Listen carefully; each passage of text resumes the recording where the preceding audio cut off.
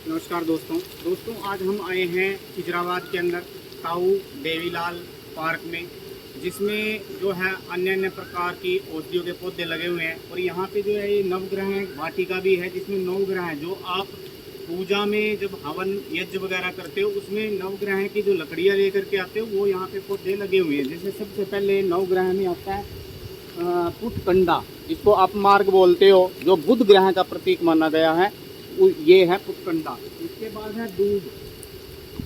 दूब जो है ये राहु के लिए जो दोष होता है उसके लिए।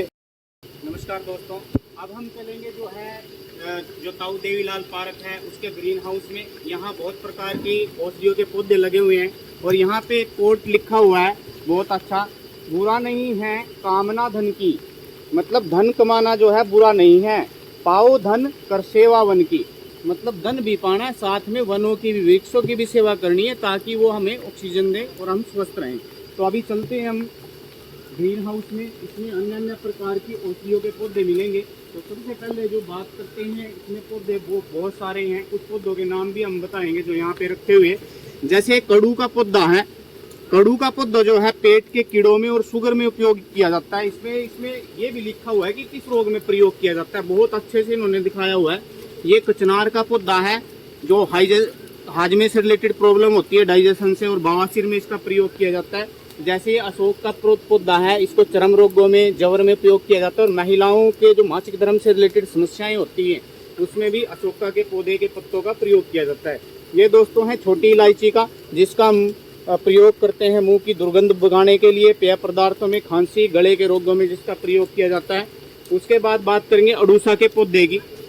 जो अड़ूसा की पत्तियां और जड़ें हैं उनका जो पाउडर है वो खांसी के लिए बहुत लाभकारी माना गया है।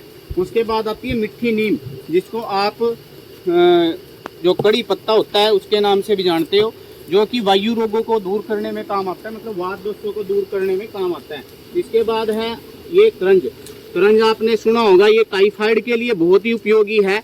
जो पथरी होती है, किसी को किडनी में पथरी होती है, उसके लिए भी बहुत अच्छा प्रयोग में आता है ये। उसके बाद है बेलपत्र। बेलपत्र तो आप सभी जानते हैं, जो गर्मियों में है इसका प्रयोग पित्त को शांत करने के लिए, ठंडे पेय बनाने के लिए किया जाता है। ये जवर को भी अच्छे से उतारता है, जो पित्त वर्धक जो जवर होता है उसके में ये काम आता है बुखार में। उसके बाद है आंवला। आंवला तो आप सभी जानते होंगे, फलों का राजा जिसको बोला जाता है, और इसके से जो है त्रिफला, अचार, मुरब्बा का जो बनाए जाते हैं इससे, उनमें प्रयोग होता है। उसके बाद है जो यहाँ पे लहसुन बेल। लहसुन तो आप लगाते होंगे, जो कि बहुत उपयोगी होती है कोलेस्ट्रॉल वगैरह में। बाकी यहाँ पे ये बेल है, इसके पत्ते ही लहसुन की सुगंध आती है इनसे, और ये वायु विकारों या पेट के रोगों में बहुत लाभकारी होती है। तो पत्तों का ही प्रयोग करके आप लहसुन के गुण ले सकते हो।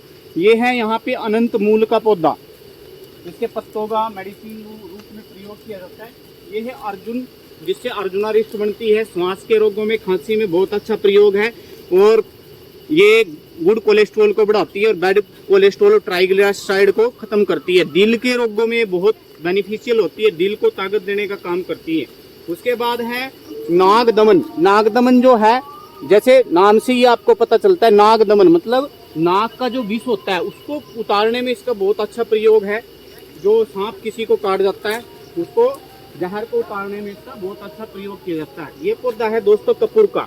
कपूर जो है, कपूर का प्रयोग पेट के रोगों के लिए, डाइजेशन के लिए, और पेट में यदि किसी को हीट हो जाती है, पेट में पित्त बढ़ने के कारण, एसिडिटी के कारण जो है हीट हो जाती है, उसमें ये प्रयोग किया जाता है।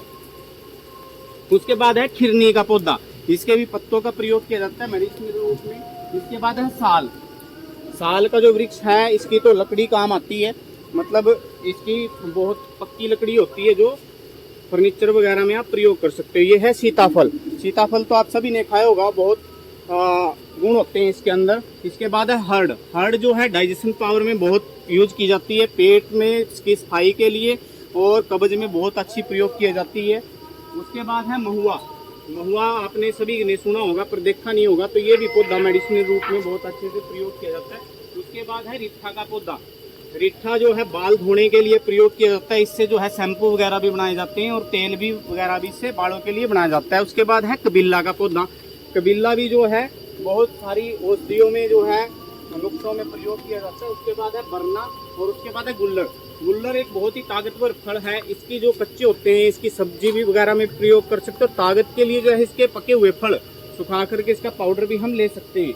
उसके बाद है बेलपत्थर का पौधा। बेलपत्थर तो पीछे मैंने बता दिया था, ये अलग वैरायटी है, वो अलग वैरायटी थी, तो सिर्फ वैरायटी का फर्क है, बेनिफिट्स इसके वही हैं।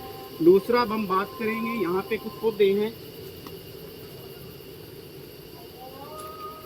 जैसे ये है पारस पिप्पल। ये पारस पिप्पल है, ये बड़ है।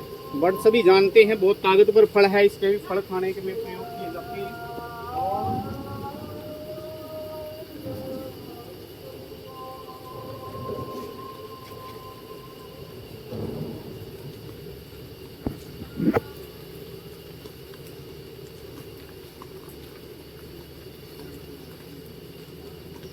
और दोस्तों अब हम बात करेंगे गिंगो।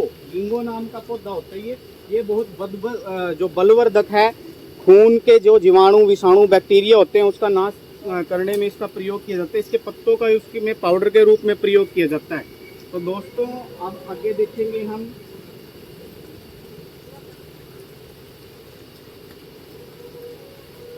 डबल चांदनी। डबल चांदनी जो है दृष्टि में प्रयोग की जाती है। दृष्टि से रिलेटेड रोग हैं, जो आंखों से रिलेटेड रोग हैं और जो मानसिक विकार हैं, मतलब दिमाग से रिलेटेड जो विकार हैं, टेंशन स्ट्रेस वगैरह में इसका प्रयोग किया जाता है। उसके बाद है चांदनी सिंगल का पौधा और छोटी इलायची, तो सब ये जानते हो सांस के रोगों में, खांसी में और शरीर को ठंडक देने के लिए इसका प्रयोग किया जाता है। तो ये थे वो थे, आगे बहुत सारे पौधे इनके जो है